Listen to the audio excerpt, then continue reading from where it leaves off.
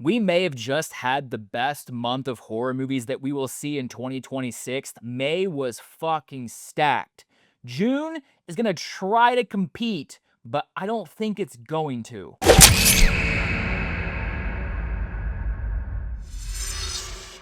What's up, everybody? Welcome back to the Slasher Talk podcast. I hope everybody is doing well. How is your week? Is everybody happy? That's a deep question that came out of nowhere. Sorry about that. That seems very personal. Scratch that. Unless you just have some things that you want to share, then go for it. But are you happy? Justin, what kind of question? Never mind. Never mind. Dude, we are off to a fucking great start this week, aren't we? Anyway, guys, we are going to be talking about June horror movies on this episode. Like I said in the intro, I don't. May was probably the best horror movie month that we are going to get all year.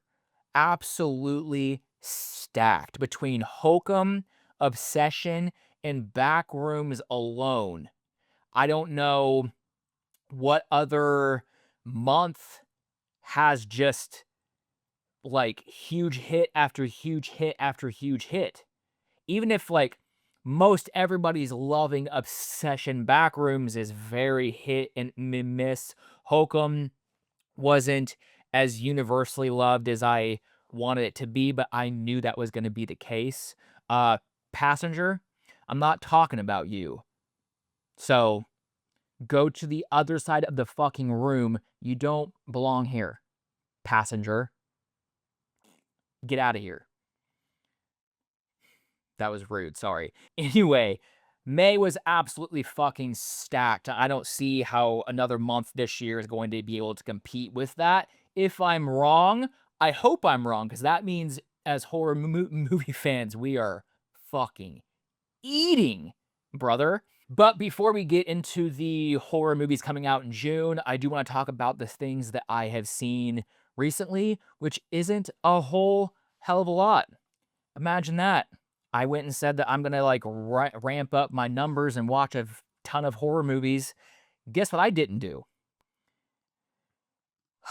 Whatever. I fucking hate myself. Anyway, yeah, literally I went and saw Backrooms, and that's about everything that I've seen. So, I'm a disappointment and a failure.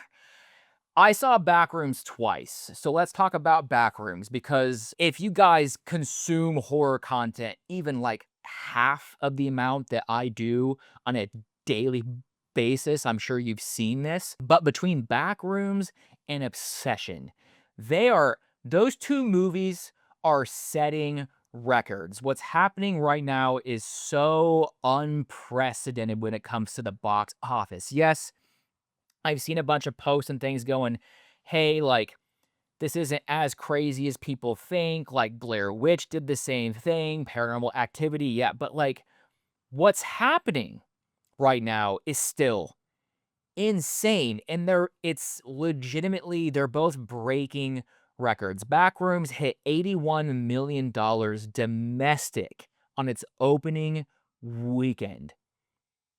They projected that thing to do like 20, maybe 40. It did 81. Insane. Last time I looked, and I'll look it up right now. I just confirmed because I didn't want to lie like I lied to you guys last week. I'm sorry about that, by the way. Anyway, confirmed. Backrooms is A24's highest grossing domestic movie that they'd ever had on its opening weekend. That is insane. So obviously Backrooms is going to get a sequel. It's already come out and been reported that Kane Parsons is looking for a new screenwriter to collab with for the sequel. Nothing has been officially confirmed. Nothing, like A24 hasn't come out and said, "Hey, it's greenlit. It's coming out in 2029 or whatever." Nothing confirmed. But Kane Parsons already looking for a new screenwriter to collab with, and with how much money this movie has made, it's just the writing's on the wall, right? The wallpaper, the tape is on the wall. Haha. Anyway, God, I'm stupid. And then before I talk about Backrooms, because I do want to touch on it, what's happening with Obsession at the same time? Not only, like, it's crazy, and I know I've talked about this movie so many fucking times. I'm so sorry. You know what? I'm not sorry, because I love this shit. Obsession is crushing the box office. This thing was made for $750,000, less than $1 million. 750,000. It just crossed 150 million at the box office. And what's insane is its opening weekend, it did 17 million. The next weekend, it like had a 30% jump. The third weekend had an even larger jump, but it gets crazier. Hold up. Wait a minute. It gets crazier because that third weekend, it was competing with Backrooms. Obsession was competing with Backrooms. I'll say it again. Obsession was competing with Backrooms, and it was the best weekend Obsession had at the box office. Week 3. That is word of mouth, brother.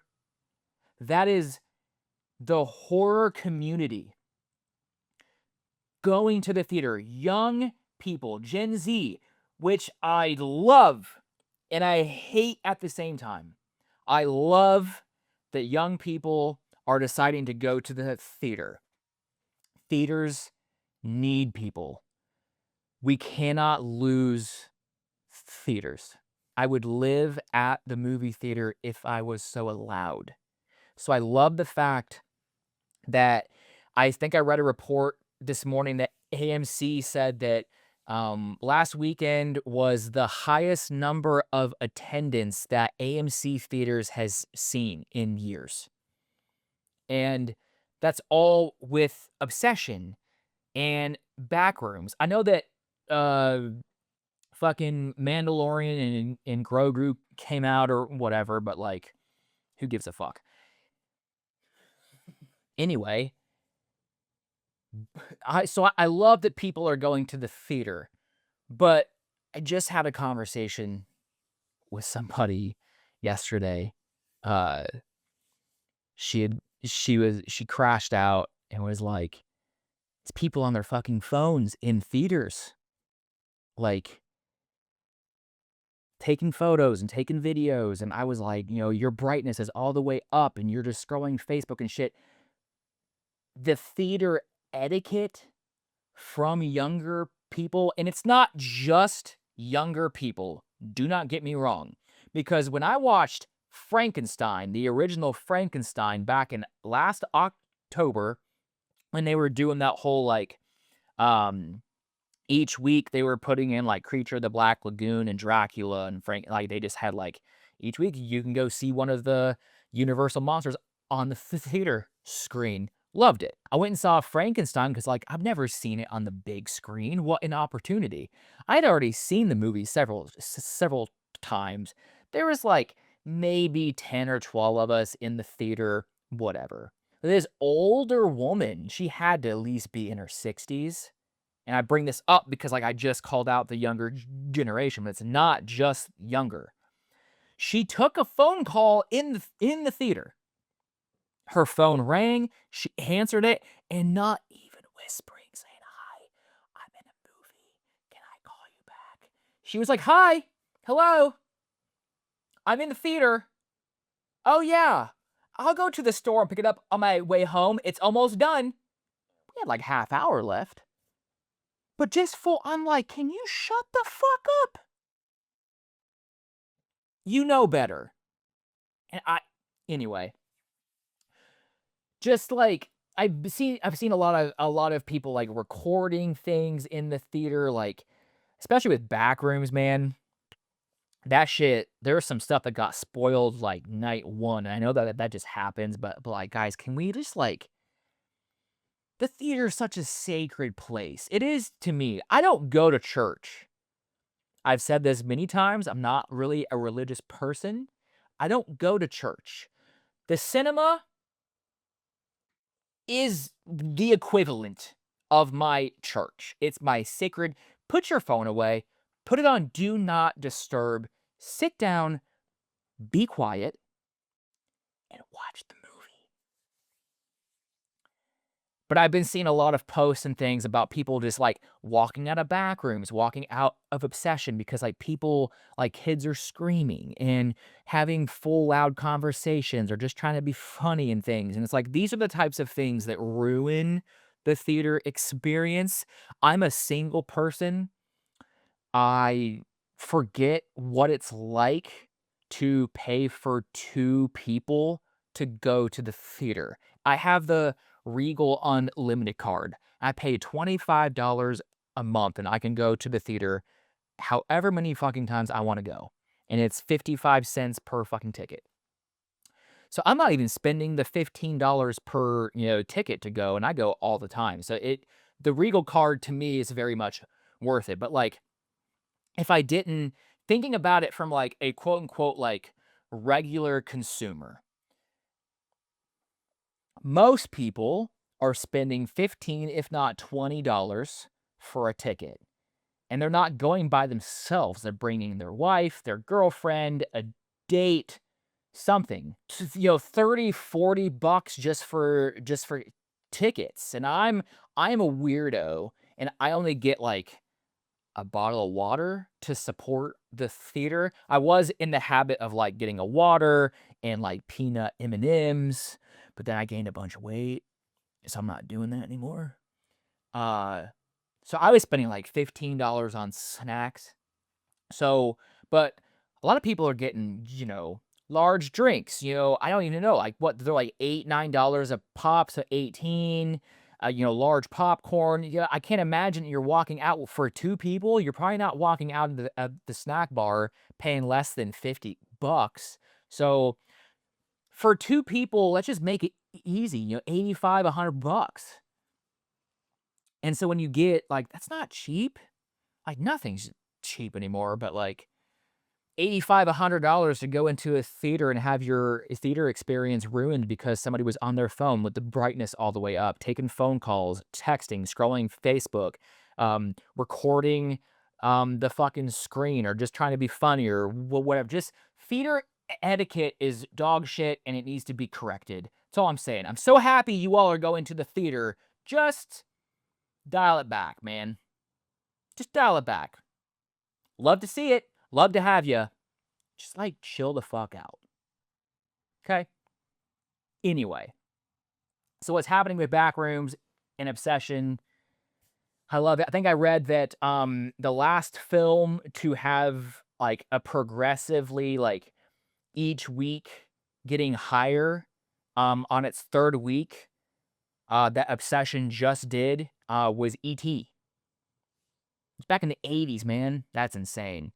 Anyway, I'm gonna stop, um, blowing Obsession. Backrooms. I saw Backrooms twice. Guys, can I be honest with you? I'm not really gonna get into spoilers. Well, yeah, but I will, before I get into the spoiler aspect, I will, uh, give you a heads up. I wanted to love Backrooms, and I enjoyed it. I enjoyed Backrooms, I liked Backrooms, but I did not walk out the theater either time, the first or the second, feeling like, "Fuck yeah, man. I love this movie." I was just like, "Yeah, it was good." Like, I it didn't hit me like I wanted it to hit me, and I didn't really I'm not, like, a big Backrooms YouTube series fan. I don't know the lore all that well.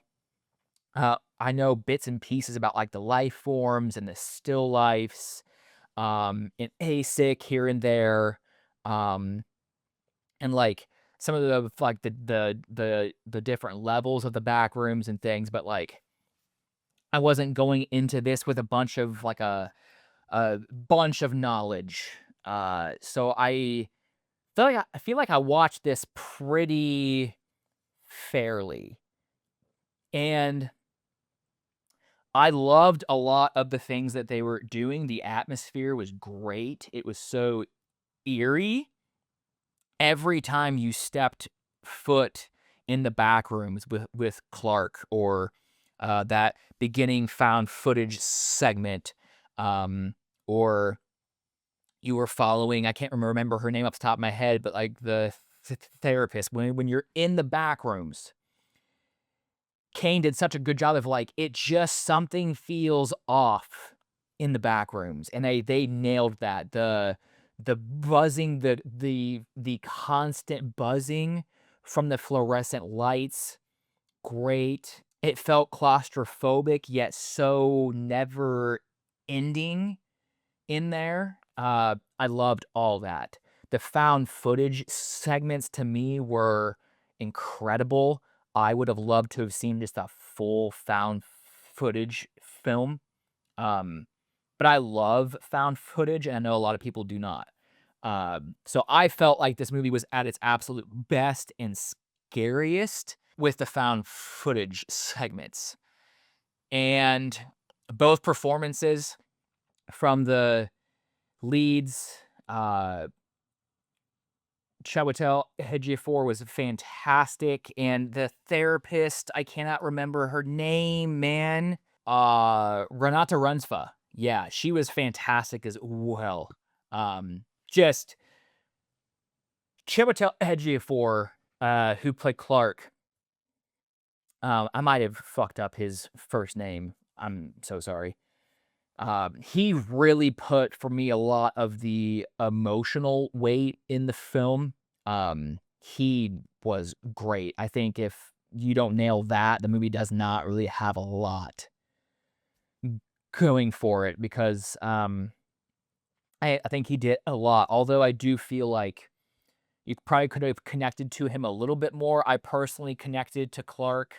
Not his exact story, but some things of his divorce and feelings that he presented. I was like, yeah, okay. I've, had some similar thoughts, and getting divorced sucks, and leaving the house that you bought, sucks. And, I didn't connect with him fully, but like on a baseline level, I'm like, yeah, okay. I know where this guy's head's at. So all the performances were great. It did have a couple of creepy moments, but nothing really fully got under my skin or scared me, which I thought was unfortunate. And here's where the spoiler is. It's everywhere online, but I crashed out about people using this image as a hook, so I don't want to be that guy. So, spoiler for the finale of Backrooms. If you don't want to hear it, just kind of fast forward. But the life form that gets revealed at the end being Pirate Clark, I 100% understand why it makes sense. Especially for Clark's character, the irony that he was scanned, or not cloned, but like the life form took that version of Clark playing the pirate, when, the entire time Clark is like, I'm an architect. I'm just working at this furniture store part-time. He hates it here. And this character, this pirate character, is a representation of, this is not a life that I want. I hate this. This is not who I want to be. So the fact that that's what was the form that the life form took in the back rooms to represent Clark, I get the whole, it makes total sense, but I have to be so honest that most of the time when I saw this fucking thing walking around, I'm like, that's just funny. Like, it wasn't unsettling to me. It wasn't disturbing. It was just kind of funny. and humorous, and just like it didn't like completely take me out of the third act because I was very quick when I first saw it. I was like, "You gotta be fucking kidding me, dude! Like, what the fuck is this?" And then I was like, "Okay." I took 5 seconds and I was like, "Okay, I get it. It makes sense." So I was trying to like, okay, just it makes sense to the character and everything of what they're doing. But I just thought the image of Pirate Clark was just so humorous, and I wanted the third act to be so much more full of dread and scare factor and things, and like that Pirate Clark just wasn't it, man. Um, Although, like I said, I completely understand at least how I view it. I think that's what's really splitting audiences. Like everybody that I've seen that talks about this movie, they either think it is an absolute masterpiece or like one of the worst things that they'd ever seen in their entire life. Versus Obsession, most everybody seems to be like, this was fantastic. There are people that do not like it, but because not everything is going to be loved by everyone. But Backrooms was a lot more split than I thought it was going to be. I don't like the comparisons of Backrooms to Obsession because they're two completely different style of horrors, and people are like, "Well, Obsession is so much better." I mean, I think so. I have Obsession as my number one of last year and this year. I don't think that anything the remaining of the year is going to top Obsession and take that number one spot from Obsession for me personally. But I'm not going to sit there and say that we should directly. The only comparison is there are two horror movies at the theater right now. I have $20 to go see one. Justin, in your opinion, if I were to see one, which one should I see? I personally would ask, well, what's your kind of horror? Like, what is your personal taste? Because I'm like respectful and I want to give you a recommendation that I think that you are going to enjoy. But if you're just asking straight my opinion, Obsession, go see it six fucking times. But I don't think that you can directly compare because, Backrooms is this, partly found footage, very slow burn, liminal space, very runs on atmosphere and dread. And you walk out going, what the fuck? Hello? Did we get? No, I didn't get any answers to questions. What's going on? That's like kind of like the point of the Backrooms. It's supposed to be disorienting, and you're not going to be spoon-fed all these, answers to everything. It's supposed to be a little cryptic. I do think a lot of people will leave Backrooms with different interpretations. I've seen so many different analysis videos. My initial gut feeling of leaving Backrooms was I got a lot of just like general mental health, how people, you know, put trauma behind doors and hide them behind, different, barriers in your mind, and we're not going to open that door for a long time, and just how they view themselves and how their brain is wired, how they see the world, and how they see themselves, and who they are made of from like the experiences that they've had with like trauma and all that. And then I also got a lot of like, this movie doesn't explicitly have conversation or commentary about AI, but I left feeling like this is a lot that you can see a lot of AI things in Backrooms. The fact that like watching it from the year 2026 and a place that borrows things from the real world and tries to replicate it, but something's just not quite right, and Just I think there's a lot of AI commentary there. But people are getting like dementia, vibes from it and things. It's actually a lot of people are going to take a lot of different interpretations from Backrooms. Similar but not the same is like, a lot of people are going to have different scenes affect them a lot more than others in obsession because like their relationship experiences or their past relationship traumas and things like you can compare it to a degree, but two completely different films. Anyway, I do think Backrooms opened up a great discussion. I liked it, didn't love it. I hope you all loved it. I don't know if it's top 10 worthy for me right now. I don't know. I'm gonna have to think about that. But yeah, Backrooms, I enjoyed it. So let's go through the month of June, baby.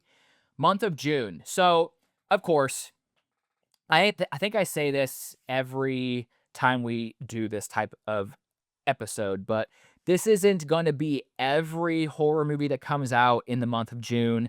There's typically like the list that I normally find and compile, and then as the weeks go, more things get released. I will recommend and I will suggest if you want a like week to week update on everything that's coming out, Gigi from Room for Scream, one of my best friends, she does a these are all the horror movies released this week and where you can watch them every Friday. I nailed it. I nailed it, Gigi. Every Friday, you can find that on her page, and she typically posts it Friday morning, midday, night. Yeah. And she always finds a lot of things that aren't on this list because they just kind of like pop up. So, but general vibe, I also included some like movies that we've talked about previously that are coming out on video on demand and physical media. For my physical media lovers, there are some pretty high profile movies that are coming out in physical, so I wanted to include those as well. So there's about 15-ish on the list. In my opinion, June has no chance to compete with what we just had in May, but that's my opinion. So movie 1, June 2nd. So this one is already out because this will come out on Friday. So this came out yesterday. Today's the 3rd? Yeah. So The Curse. It's called The Curse. Comes out on video on demand. It's about this girl named Yara, and she's been in agoraphobic since childhood. And she's moved to Paris to build a new life. But instead, she finds something waiting for her. Confined to her apartment for months, one evening, a mysterious apparition appears and Yara is pushed to the edge of madness. In my opinion, just based off of the poster and some like screenshots and things that I've seen, I personally don't think it's going to be very good. But I do think the synopsis is intriguing. So I will probably, if it's not like 1999 or something, I'll probably end up checking this out just for shits and gigs. But yeah, The Curse. I'll tell you what, The Curse is going to be a lot better than this next one. It's called Chum. New shark horror movie. It comes out June 5th on video on demand, but it also says that it's coming out in limited theaters. So I didn't see it on my theater list for the week, but I didn't plan on seeing it anyway, and we will get into that. So, my hilarious synopsis of this movie is this is a total fucking ripoff of Dangerous Animals. If you saw that one from last year with Jai Courtney, where the guy hosts this like he's got this boat and people get on it and he like ties him up and feeds him to the sharks and shit, but like he's like the actual villain of the movie is him, and he's a serial killer, but he uses sharks to kill his, whatever. It was fine. Everybody loved it. I thought it was fine. It's watchable. More than watchable. I just didn't love it as much as everybody else. Anyway, Chum was pretty much, if you watch the trailer for Chum, you will be like, is this Dangerous Animals? But I will read you the actual synopsis. A dream destination wedding in Malta explodes into chaos when a bloodthirsty shark attacks and a sinister fisherman. A sinister fisherman with a hidden agenda. God, where have I seen this before? Turns the celebration into a deadly trap, forced between open water and a relentless human predator. Again, where have I seen this before? The wedding party, there's the difference. The wedding party must fight for survival as secrets surface and loyalties shatter. As the newlyweds are pushed to their limits, they're forced to confront the cracks in their relationship to determine who lives, who dies, and stays married. This actually stars Alice Eve. I haven't seen her in something in so long. I think the last thing, dude, I'm gonna age myself hard. I mean, y'all know I'm like 36, right? Whatever. Was She's Out of My League? Dude, I haven't seen her in anything for a long time. It's unfortunate that she's in this, and I'll get to that now. So bloody disgusting. I'm always in for shark films. No matter, like, I don't really necessarily watch like the Shark Ninja ones. I was just at Disc Replay the other day, and they had Shark Ninja 2. Fuck me, I didn't even know that there was a first one. So if I buy the second one, I have to buy the first one. Is there a third? Please do not tell me that there's a third. I'm not watching Shark Ninja. I'm sorry, I'm just not. But I'm usually into like all the shark movies. I did a whole series last year, and like I watched like 12 shark movies in a row. Watched them all. So I love this kind of shit. But Bloody Disgusting put out an article yesterday reviewing the film and confirmed that all the sharks and all the carnage, they said like shark carnage in the film was made with AI, which sucks. I don't want to see an AI shark. Like, it's in your final product. Like, you used AI. Maybe, dude, I will say this, and people might get mad at whatever, but like, for like a pitch or something like that, where you're like, hey, here's like an idea maybe and how this scene could go down, or like just like an overall pitch or something. Hear me out. Visually, like, I can't draw or whatever. I'm just gonna use AI to like visually get this across to you so I can go do it practically. Like, sure, whatever. I still don't love it, but like, sure, whatever. I know AI is getting used for that kind of shit. But to use it in your the final shark, the final product in your final movie that you are getting into theaters, you are having people spend $20 to rent this. And I know that the movie was written and a lot of people worked on it and shit, like, whatever, but like, the final product was AI generated. I just don't give a fuck, man. Like, as a designer, the last couple of projects that I've had, and I haven't had a ton of design projects. This is probably fucking why. I haven't had a ton of design projects. And the last 2 projects that I've had has been, hey, Justin, this was generated with AI. We need you to recreate it so that we can have a file to print, because obviously the AI file isn't a printable high-res file. Cool, I didn't go to graphic design school.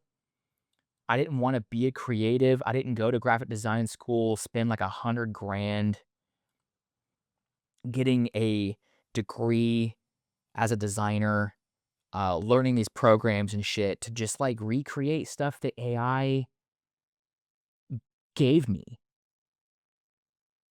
And it's like, I see all these, like, the defense of it. It's like, well, at least the client's going to prove it cool, I guess.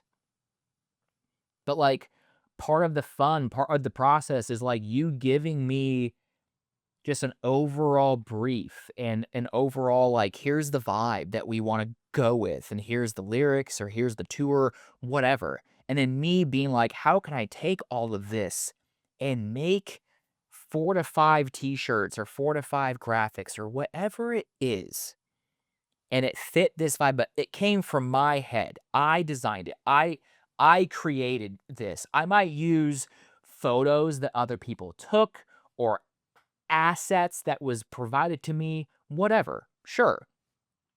That's a big part of that shit.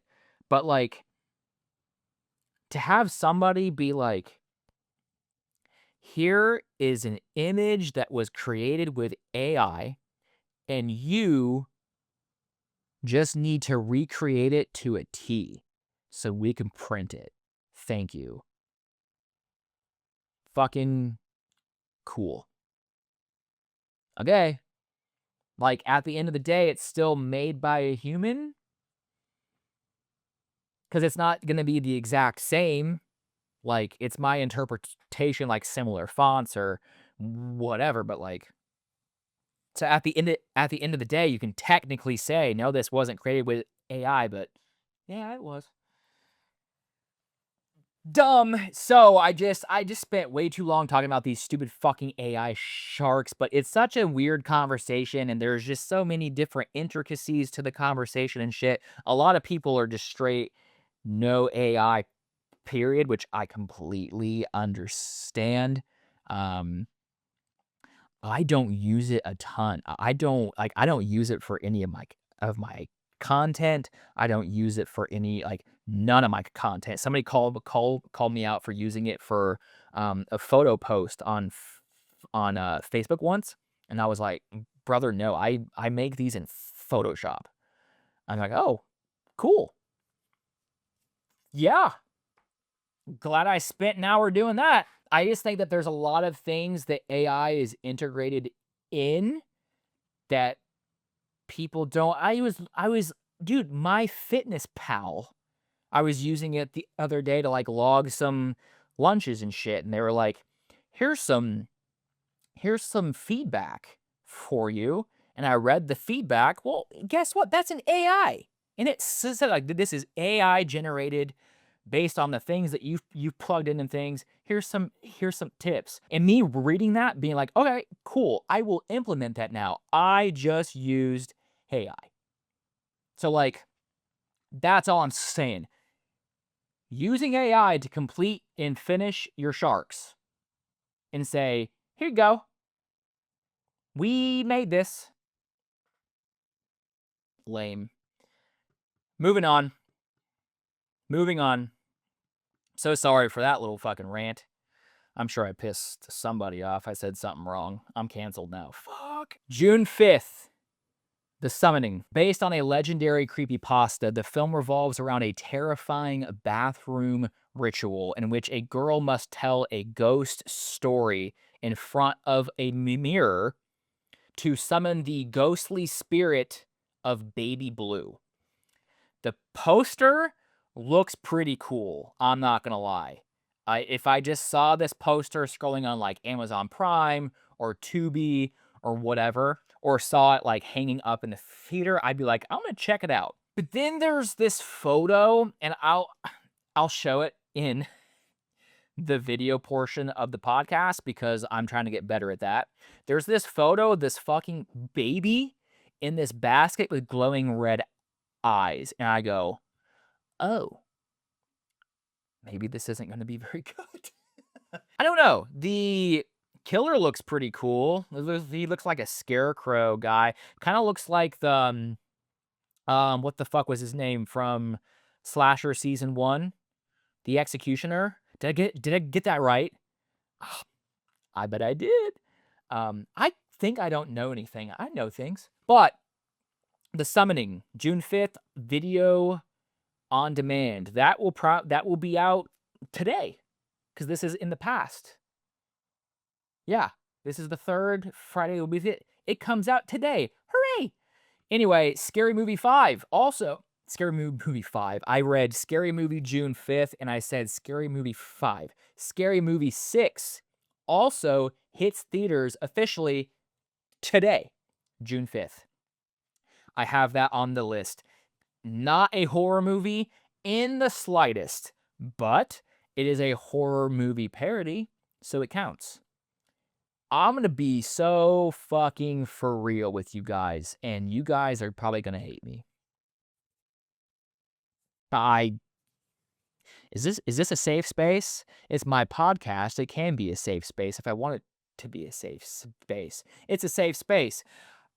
I like the scary movies, but I just don't love them. Like, I have a hard time with horror comedy, period. I just had this conversation with everybody last weekend, and our friend Kira was like, "What do you mean you don't like Cabin in the Woods?" And I'm like, "Fuck, yeah, well, yeah, I love Cabin in the Woods." So there's just like there's a line of like comedy and horror that once it's just like, Scary Movie is different though because it's meant to be that. It's meant to be so over the top, stupid, cheesy, and stuff like that. I get that, but I haven't seen one of the Scary Movies in so long. It's never been a franchise that I'm like, "Do you know what I wanna watch tonight? Holy shit. Let's watch Scary Movie. Let's watch Scary Movie 2." Not once in my entire life have I thought, "I'm gonna watch Scary Movie." I've always just been at, like, friend's house or whatever, and it's just always been on, or I'll flip through Comedy Central, and it will be on, and, like, it'll be Scary Movie 2, and the fucking butler's putting his strong hand in the the mashed potatoes. I'm like, "That's pretty fucking funny," but, I'm gonna go see Scary Movie because one thing I will say is I had this conversation with everybody 4 days ago as well. What kind of comedy has come out in the last 10 years that has just been, like, so popular? Like, when I was growing up, we had dude, I grew up in the fucking heyday of comedy. I went to the theater to see Waterboy. We had Billy Madison, Happy Gilmore, all the Sandlers, Ace Ventura, Dumb and Dumber, Tommy Boy, uh, Black Sheep, like all that shit. And I still watch the shit out of those all the time. If I'm not watching horror, I'm probably watching The Office. Big Seinfeld fan as well. I know Jerry Seinfeld is like canceled or whatever, but I still love the show. Big Seinfeld guy. Or like Ace Ventura or Tommy Boy. I love Tommy Boy so much. The Mask, like all that kind of shit, man. And the only thing that I could think of off the top of my head, I didn't even watch it, was that Jennifer Lawrence comedy that came out, was it last year on Netflix about her dating the younger guy or whatever? That's the last comedy that I remember just being like everybody was just like over the moon in love with. We just don't get the type of comedies that we used to get, that I used to get growing up. And I know Scary Movie has a whole bunch of people trying to cancel it, and they're, like, upset, and they're saying, "This kinda comedy is not funny," whatever. Sure. Like, if it's not your thing, it's not your thing, but there's even though that they're not my favorite kinds of films, um, I am very intrigued and interested to see this style of comedy come out in 2026.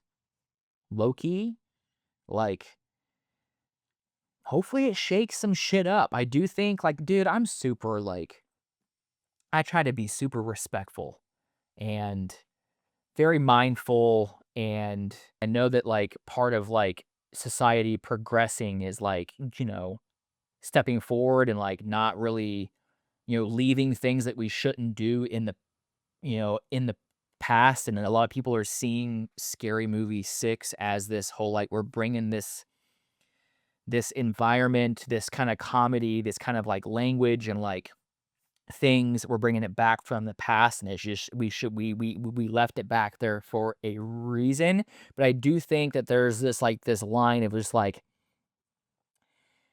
it's all comedy, it's just meant to be funny, like, everybody should be made fun of in some way, shape, or form. There are things like, dude, you wanna be real? Like, I remember sitting in the theater watching Waterboy. I was in 2nd grade, and I remember watching Waterboy, and I felt so bad for Bobby Boucher because he had a stutter and he couldn't talk, and I was like, "I also have a stutter and I can't talk."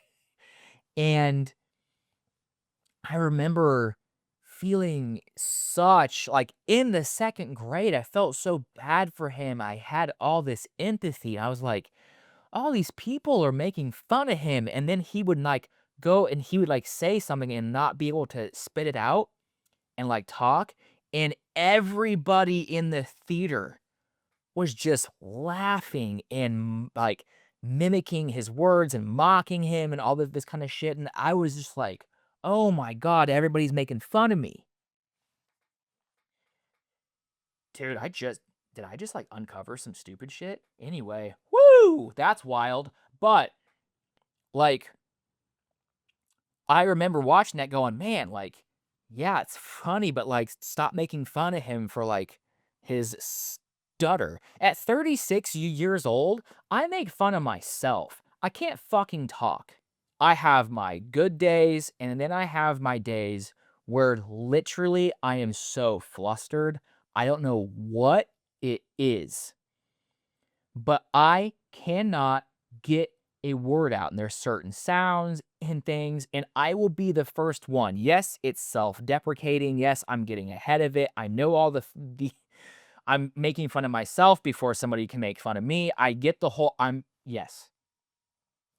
But, like, even, like, my close friends or whatever, like, they'll be like, "Dude, just fucking spit it out," or something. I've just learned to be like, "Yeah, yeah, well, that'll happen," and it's just like, I don't take offense to it. Yeah, it's one of my biggest insecurities and things, but, like, it's fucking funny some days. Some days, not so much. I get pretty upset about it, but, um, Scary Movie, I just, like, it'll be very interesting to see because I mean, obviously, the marketing, they're like, "All lines will be crossed. We're gonna offend everybody." Just in the trailer alone, I was kinda like, "Damn, they're not fucking around." So, we'll see. I'm personally excited to see this kind of, like, comedy come back in 2026, but I will say, not my favorite kind of movie, but I hope it's good. So June 5th in theaters. Affection comes out on video on demand. This is a film that we talked about previously. I saw I saw it at Overlook Film Festival. So I talked about it then, but it's officially hitting video on demand on June 5th. Today, it had a very small, limited theater run. I think a lot of people will enjoy this. I liked it to a degree. It's a psychological thriller. It stars Jessica Roth, who plays Tree in Happy Death Day. Love that movie. The film follows a woman trapped in a cyclical nightmare caused by violent seizures that periodically reset her memory, forcing her to question her identity while stranded with a mysterious man claiming to be her husband.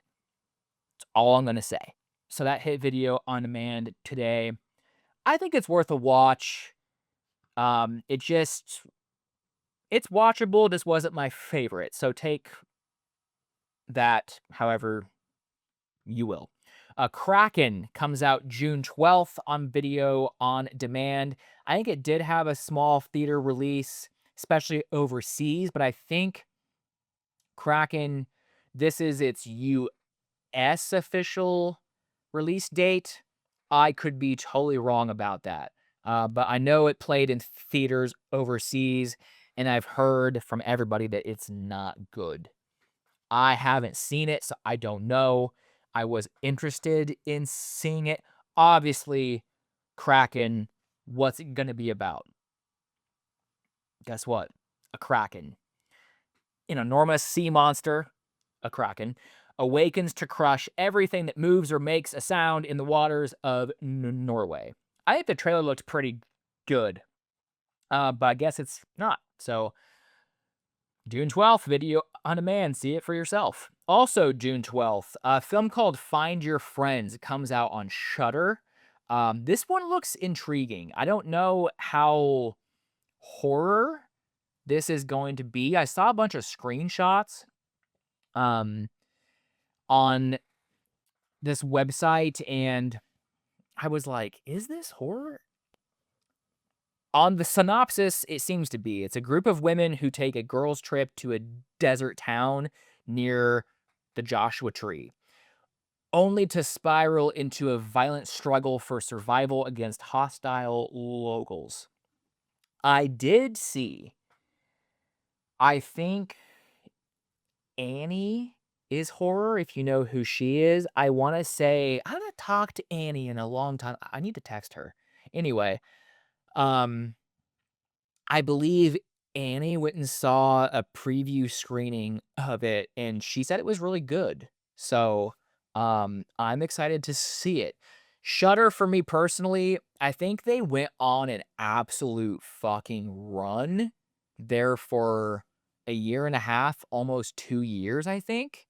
It felt like almost 2 years, and then I don't know what happened, but they just kinda, like, I love Shudder, so I'm not talking massive shit on Shudder, 'cause I've been a Shudder fan for years. I've been signed up, and, I've been a very big lover and defender of their films, but, um, it feels like the last year or so, I'm just kinda like, they've been very hit and miss for me. One will just be so good, and then the next one will be like, "What are we doing?"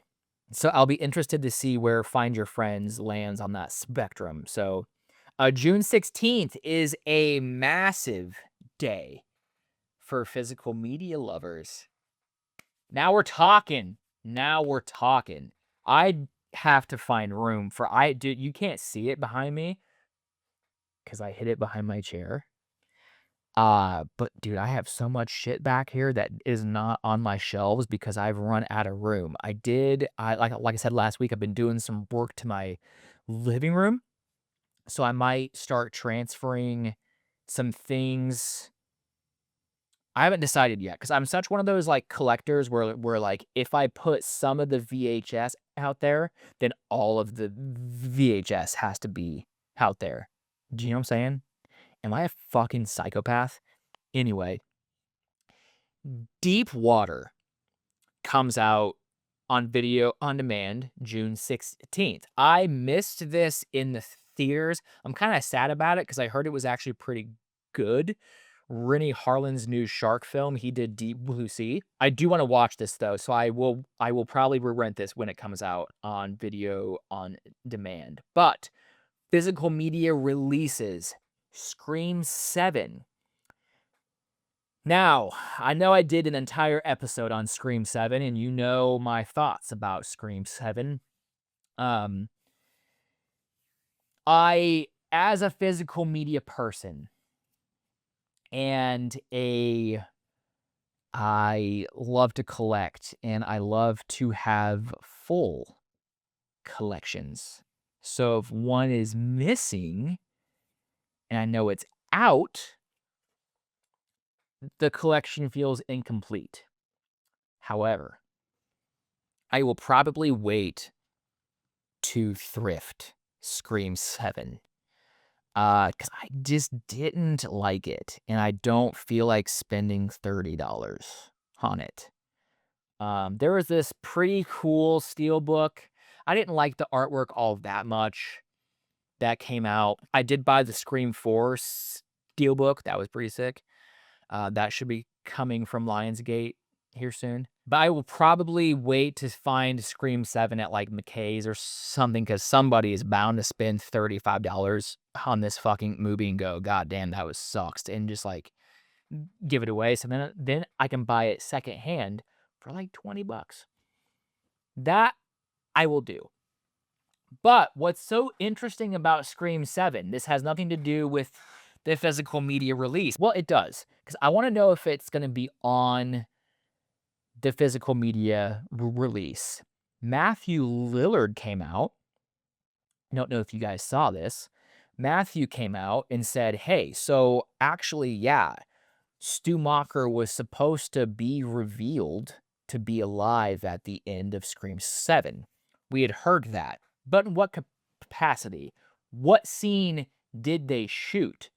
He came out and spilled the beans. So they had shot a scene where there's like a news broadcast or something to that effect happening on a TV. And I guess like the person watching the TV like shuts the TV off, or I don't know how they were going to film this, but regardless, you were going to see Stu Macher's reflection in the TV screen. So I would imagine there was going to be a news report about what happened at Sidney Prescott's house, right? Or sorry, Sidney Evans' house. My apologies. And at some point, he was going to turn the news channel and then at some point, the news channel was going to be turned off, and then that's when you were gonna see the reflection of Stu in the TV screen. They shot that, and they tested that. But Matthew said that they tested it wrong, that he believes that it would have worked, but test audiences, it did not work for test audiences because he feels like they tested it wrong.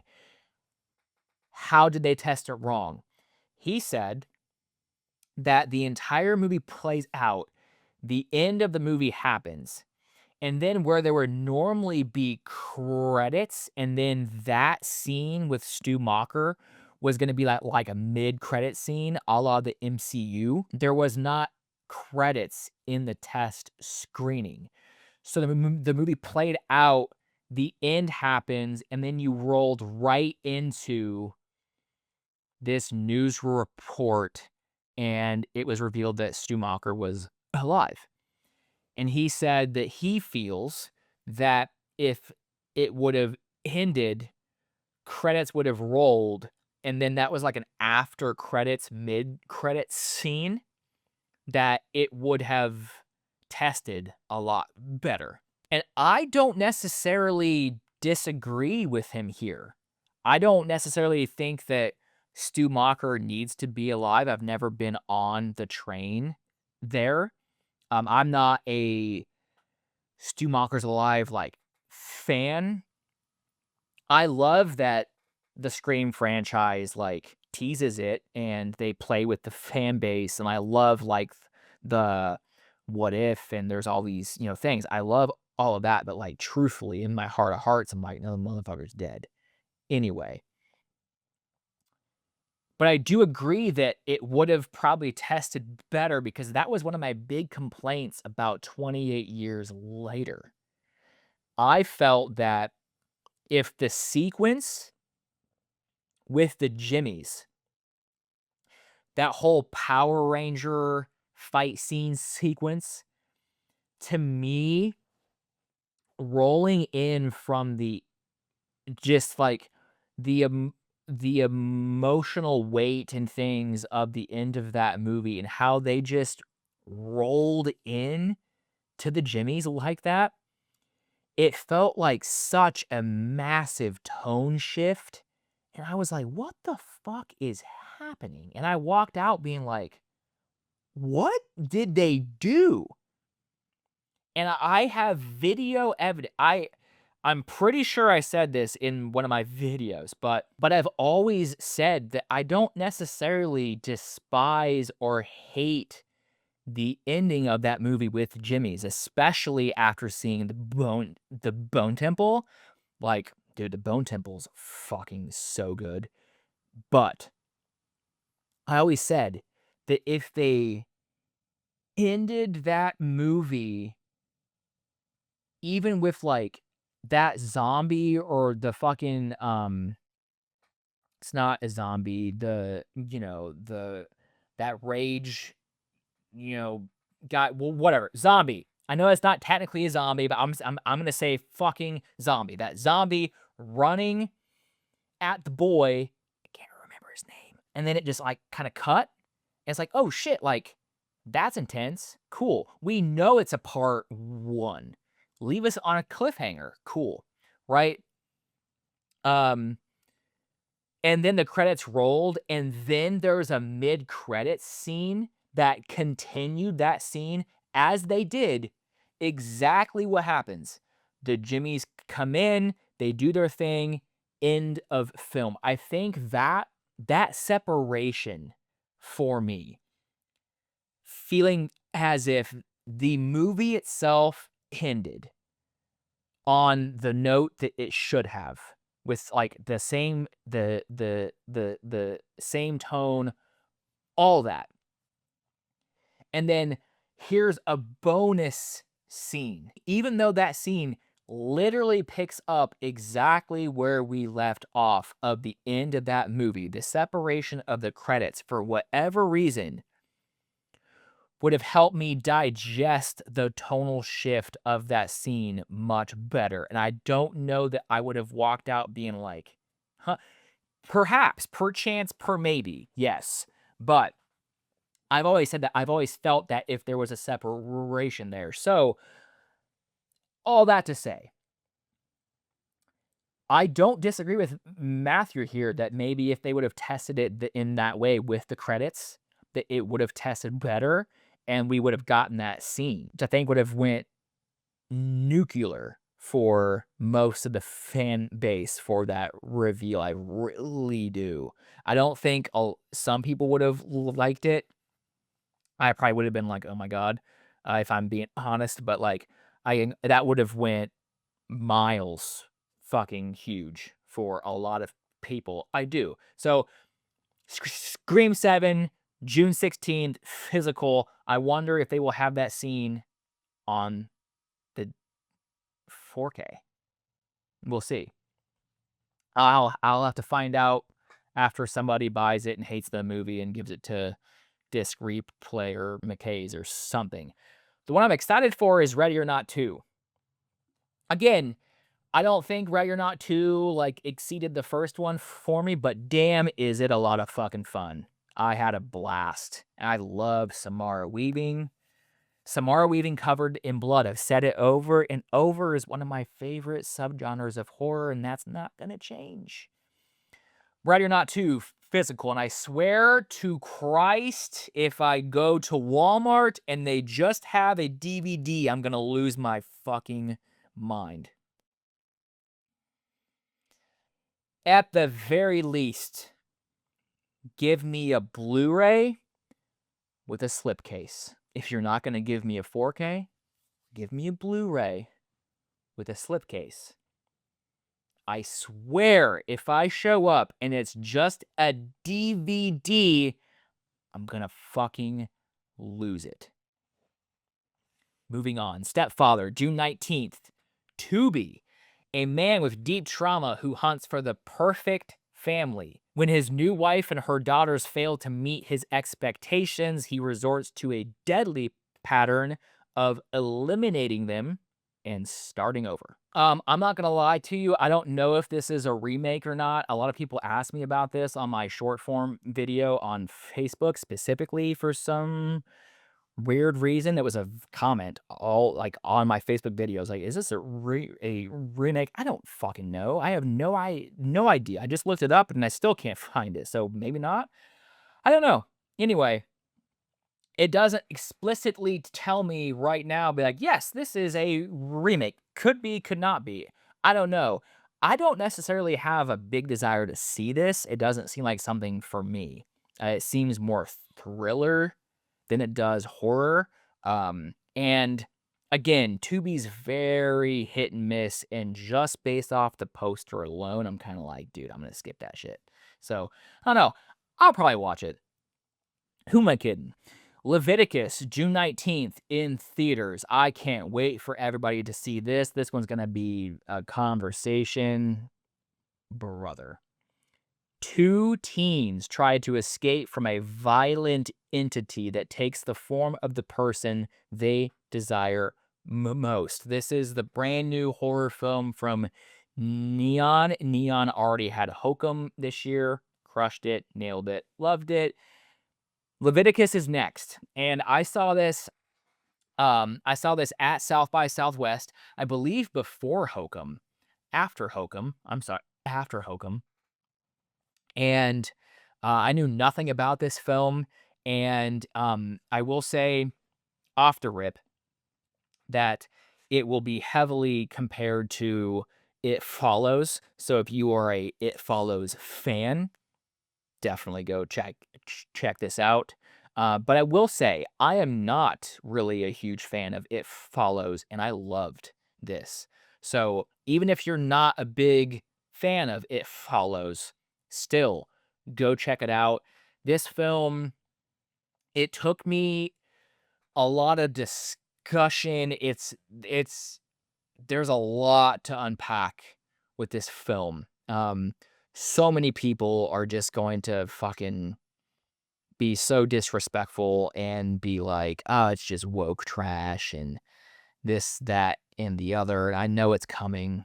Whatever. Let people be fucking shitty." But it is a really good film. And it's acted extremely well. There's some genuinely creepy moments in this movie, and it has one of the best jump scares that I have literally ever seen. Like, that's all I'm gonna say. I don't wanna even remotely spoil the scene for you, but just know in a theater at South by Southwest, when it happened, I don't think a single person, like, was had an ass on their seat. Everybody ascended. Like, it holy shit. I I hope it's been long enough that that scene hits for me the exact same way the second time I go to watch this film, because what a moment that was. So I highly recommend Leviticus, especially if you are a fan of It Follows. I don't think it's like it's gonna be heavily compared to it, but it's not the exact same. It's just I think that's what it's gonna be mostly compared to. Anyway, The Voices of Our Mother comes out June 19th on Shudder. Again, another Shudder film. When a family matriarch falls seriously ill, relatives gather and discover their shared ancestral ties bind them in unexpected ways. This, low key, reminds me of a film that I saw called The Last Thing Mary Saw. I don't know if anybody has seen that. I loved it. It's a very slow burn. It's a period piece. It has Isabel Furman, who plays Hester in Orphan, and she's more of a side character, but it's not the exact same, but it's about this family matriarch that gets sick and the family's getting together. There's a whole other side plot that happens and all of this kind of shit, but like that's the first thing that I thought of when I read the synopsis here. This I don't think is going to go that exact way. But if you love like folk, um like slow burn period piece kind of horror and you haven't seen the last thing Mary saw, definitely check it out. But Voices of Our Mother, June 19th on Shudder. Again, we're gonna have to see where it falls on the Shudder scale. This one I think has promise. Love is the Monster. If you watched my short form video, I did record this, but I don't think Instagram edits saved it. So this one was missing from my short form. I might have hit the record button and then spoke it, and then I don't know. It just didn't make it into the video. I saved the photo. I remember saying the whole thing. That'll happen. But Love is the Monster, June 23rd, video on demand. Troubled couples who head to a groundbreaking retreat in Finland, where they fall prey to a malevolent ancient goddess of love. Sounds pretty interesting, I can't lie. I did see a couple of screenshots again, and just like, I can't judge a book by its cover. You shouldn't. But just based off the screenshots, I'm kind of like, I don't know. But I will probably end up checking this out in November because I have been terrible at checking out new horrors. I don't know, just leave me alone. Next one, Hungry, June 23rd, video on demand. I will say, doesn't help you now because this comes out Friday, but I guess AMC did have like early showings of Hungry tonight, June 3rd, in AMC theaters. I just don't feel like driving an hour to go see it, so I'm gonna try to get a screener. I'm gonna try to use my platform and get a screener because I did make the poster that inspired this entire movie. It's a joke. After becoming lost in the Louisiana swamplands, a group of holidaymakers must fight for their lives against a rampaging, guess what? Hippo. I've always said that I don't understand why there's not a hippo creature feature horror. And I know people say like, well, hippos eat grass and shit. They're vegetarians or whatever. Cool. It's a horror. Just like hippos are angry as hell, man. They're mean. That's all I've ever heard. So I can't wait to see this. I'm so excited. I shouldn't be, but I am. Her Private Hell. This one stars Sophie Thatcher. I'm all in. June 24th in the theaters. Although I did hear some early reviews that it's not good, but I'm gonna go see it anyway. A group of actresses are gathering at this posh hotel where they're set to make a Barbarella-style movie. But a heinous killer known as Leatherman is going around the city taking the lives of women. So I've seen the poster for this movie. I haven't seen a trailer, nothing. That purple, pink, blue photo of Sophie Thatcher, and it says Her Private Hell. That's all I need. I'm all in. So, yes. 3 more, guys, and we're done. 3 more. Strung. I haven't talked about this one on the channel at all yet, because when I saw the trailer for it, everybody and their mom had already posted the trailer for it. I thought, well, I'm late. I want a copy. I'm late. I didn't see it, so it is what it is. June 26th on Peacock. A talented violinist whose new job tutoring for an elite family turns into a battle for safety and sanity, where she realizes her past links to the family's patriarch. And she's now in a fight for her life.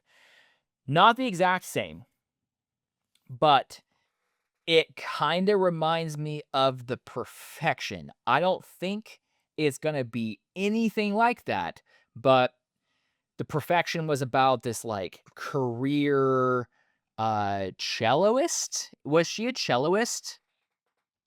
The Perfection. Was she a celloist? Hello? Internet, help me. Confirmed, she's a celloist, although it's pronounced cellist.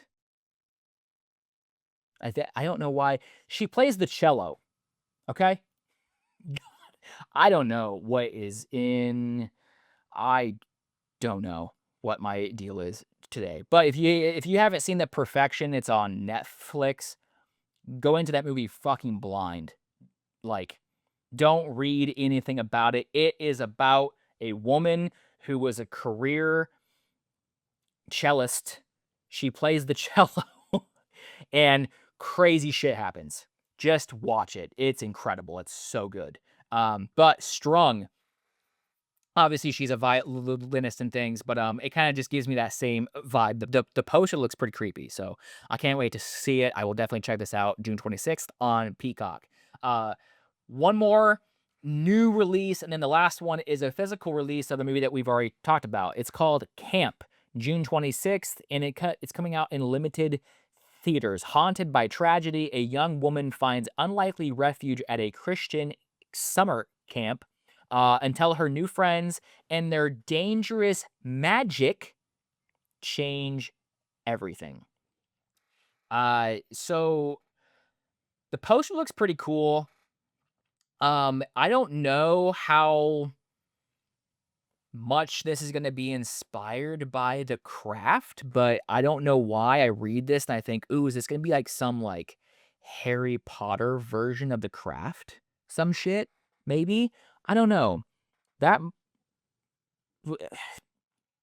I have to shut up. I don't know how this is gonna be, again, based off the poster, I don't necessarily know how horror it's going to be, but it's on upcoming horror movie list, and yeah. If it comes into a theater near me, I will definitely check it out. I have nothing else to do. Well, June 26th, I do need to see Strong on Peacock, so maybe I'll see it on the 27th. I don't know. We'll see. Last one, June 26th on physical media, Forbidden Fruits. This is what I'm talking about. With Shudder. IFC Shudder. So many people loved this film. I just don't think it was made for me, and I don't think that there's anything wrong with saying that. And if you've seen the movie, you probably go, "Yeah, I don't think it was whatsoever." There were some very quotable moments. Lily Reinhart was incredible. Victoria Pedretti, always incredible. I thought they easily carried that film. There's some great moments. It's just overall, I was just like, it just never got as like witchy or horror vibes that I kind of expected it to. Definitely a movie that for a lot of people, it's going to end up in their top 10 of the year. And I won't lie, like if I'm able to find a Blu-ray with a slip, version, I will probably purchase this for the collection and give it a rewatch because yeah. I have plenty of films in my collection that I don't necessarily love, but what I love about collecting and purchasing physical media is it keeps physical media alive. Um, Nobody can take these from me. There's no digital rights that Apple or Fandango or Voodoo or whatever could lose, and, like, all of a sudden, you just don't have access to all your digital codes and shit, like, it just nobody can take these from me, and anytime that I want, whether it's streaming or not, I can go, "You know what? I wanna watch The Collector," and I can go over, pick up my Blu-ray with a slip, and put it in my DVD player and watch it. That's pretty fucking cool. Collect physical media, buy physical media, please, because I can't, like, it's just the fact that everywhere is gone other than Walmart, and I have to buy most of this shit online or thrifting. It is like, whatever. I love to thrift and things, so cool, but like, Best Buy. I used to go to Best Buy every Tuesday. You could go into Target. You could go in. I do FYE at the mall, which is always stupid expensive. I never bought from there. But like Now it's all these, like, boutique places, which I love. I wanna make it back up to static tape in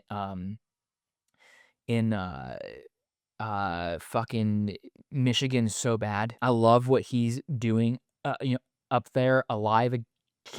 I don't remember exactly where that's at, but we found that on the way there as well. All these little, like, boutique Orbit DVD in North Carolina. I love going there.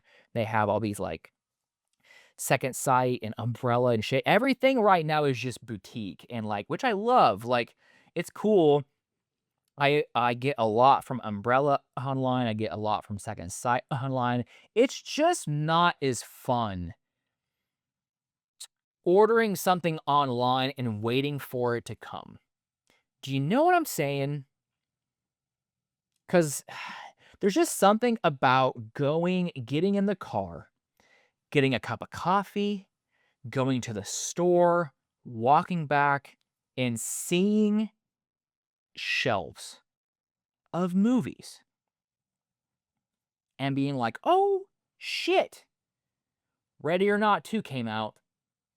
Hell yeah. Is that a Blu-ray with a slip? Is that a 4K with a slip? Serotonin. My day is made." Anyway, I'm probably just talking out my ass. I hope somebody out there agrees with me. I know a lot of people do. I could talk about that forever. This is I'm gonna talk about this real quick. So, this is a total it does have to do with physical media. It has nothing to do with what we've been talking about this episode with new films. So, if you don't wanna listen to this part, that's totally fine. But I was thinking about this in the car the other day. I brought this up on the podcast before, how I would love to, in the future, if I cannot build Slasher Talk into something that, like, continues to pay my bills and things like that, which I hope I can. I hope this continues to grow and the podcast gets larger and YouTube pops off and all those types of things. We're working on it. But um, I'm not going to be 55, 60 years old sitting in front of the phone yelling at you about the new horror movies that are coming out or saying how The Conjuring 34 was fucking terrible, right?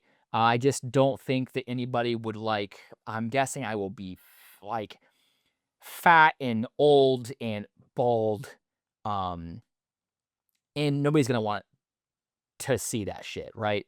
So I'm gonna need something to do. I don't want to give up my love of horror. So I've talked about this on the podcast, how um down the road I think it would be super cool to preserve the theater experience and open up a local, like cheap, like $5 a ticket theater, something like that, and have it all horror based. Obviously, with how the economy is, I don't know that I can make it $5 because I couldn't afford shit, but, that's the idea, the dream is, like, keep it pretty fucking cheap. Um, Cheap snacks and, maybe get some of the newer horror films that are coming out maybe, like, a week later or whatever. Those theaters that kinda have, like, "Hey, like, this has been out for a while, but if you still wanna see it, come on by." But somehow play, like, older films, um, maybe, like, independent horror films and things. You just have a space where people can go and watch horror films on the big screen. Have everything just, like, big, like, horror shop with, like, toys and T-shirts and masks and stuff, and part of that I want have, like, a small, like, physical media spot where here's 4Ks and Blu-rays and VHSs and just, like, have all these things, like, like, here we are keeping physical media alive. It would be super cool to, like, maybe not sell the VHS, but, like, rent them out and things, and then I don't know how that works for insurances or whatever. Because like, I'm not gonna rent you out a fucking $400 copy of Halloween, like, fuck off. Anyway, but, like, that would be super, super cool.